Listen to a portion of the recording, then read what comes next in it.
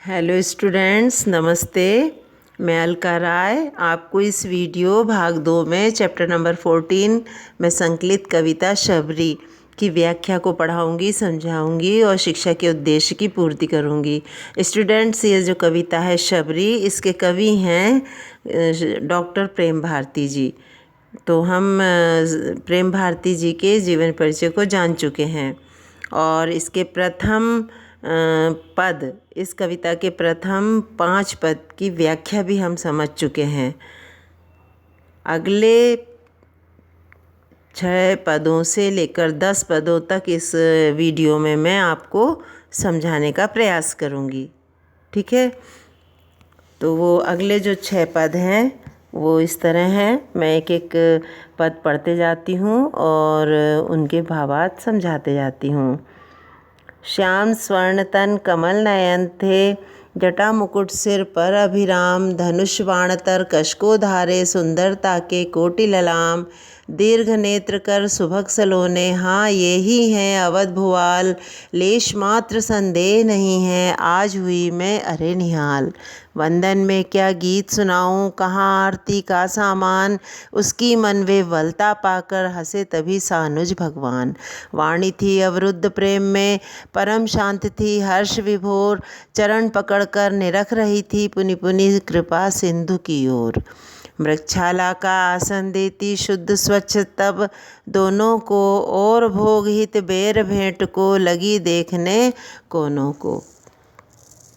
Students, सर्वप्रथम हम किसी भी कविता और पद्यांश की व्याख्या करते हैं तो उस व्याख्या करने के लिए हमें मुख्य 5 बिंदुओं पर प्रकाश डालना होता है।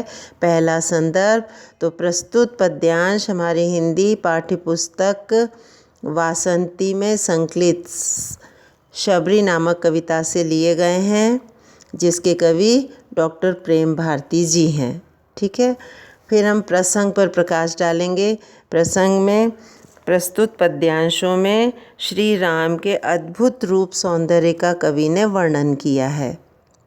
ठीक है, और शबरी के मन विवलता का वर्णन किया है। तो पहला जो पद्यांश है, श्याम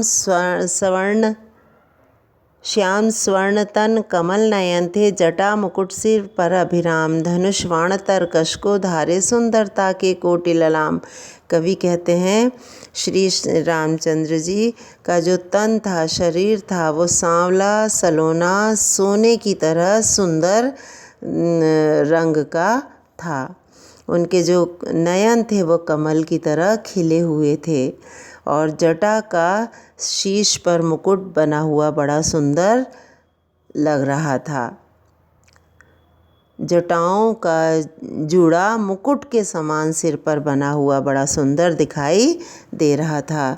धनुष बाण और तरकश को टांगे हुए भुजा में अत्यंत सुंदर लग रहे थे, बल्कि करोड़ों सौंदर्य से बढ़कर उनका सौंदर्य दिखलाई दे रहा था। दीर्घ नेत्र कर सुभग सलोने, उनके नेत्र बड़े बड़े थे और कर हाथ उनके सौभाग्यशाली और बड़े सलोने सुंदर दिखलाई दे रहे थे। उन्हें देखकर ऐसा लगता था कि हाँ यही हैं अवध अयोध्यापुरी के राजकुमार, अयोध्यापुरी के राजा यही हैं। लेश मात्र भी संदेह नहीं है, आज हुई मैं अरे निहाल। शबरी मन ही मन सोच रही थी, श्री राम को देखकर यह सोच रही थी कि इस बात में जरा भी संदेह नहीं है, अयोध्या के राजा यही हैं। आज मैं इन्हें देखकर मेरा जीवन धन्य हो गया है। वंदन में क्या गीत सुनाऊं, साथ ही साथ वह यह सोचते जा रही थी कि अब इनकी वंदना के लिए कौन सा गीत सुनाऊं, कहाँ आरती का सामान, प्रभु की आरती के लिए आरती करने हेतु सामान कहाँ रखा है। उसकी मन विवलता पाकर और इधर उधर वह पागल हुई सी देखे जा रही थी। तो उसकी मन विवलता पाकर, उसकी मन की व्याकुलता को देखकर प्रभु श्री राम और लक्ष्मण दोनों ही हंस दिए। वाणी थी अवरुद्ध प्रेम में, प्रेम के कारण शबरी की वाणी अवरुद्ध हो गई थी, वह कुछ बोल नहीं पा रही थी। परम शांत थी, मन में परम शांति थी और अत्यंत हर्ष विभोर, अत्यंत खुशी में वह फूली नहीं समा रही थी, अत्यंत खुश थी। चरण पकड़कर निरख रही थी पुनि पुनि कृपा सिंधु की ओर, कृपा के सागर प्रभु श्री राम के चरणों को पकड़कर उन्हें बार बार देखे जा रही थी और साथ ही मृगछाला का आसन दिया। तत्पश्चात उसने श्री राम और लक्ष्मण को बैठने के लिए मृग की खाल का बना हुआ आसन दिया, जो कि शुद्ध और स्वच्छ था, और भोग हेतु बेर इधर उधर देखकर ढूंढने लगी। ठीक है स्टूडेंट्स, आपको इन पांचों पद्यांशों की व्याख्या समझ में आई। अर्थ और भावार्थ के बाद हम विशेष पर प्रकाश डालेंगे, इसकी विशेषताएं बताएंगे। तो पहली विशेषता, तो पद क्या हैं? गेय हैं, क्योंकि इसमें तुकबंदी है। दूसरे, भाषा तत्सम शब्दावली है। फिर स की आवृत्ति हुई है, और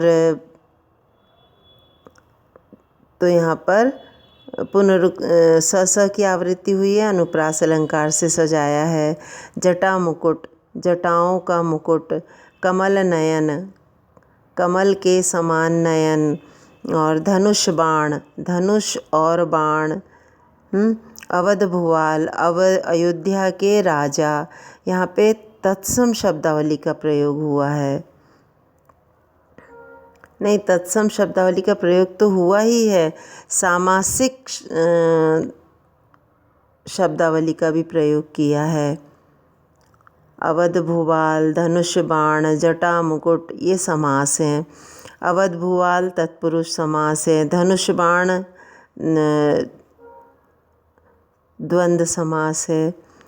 जटाओं का मुकुट तत्पुरुष समास का प्रयोग किया है।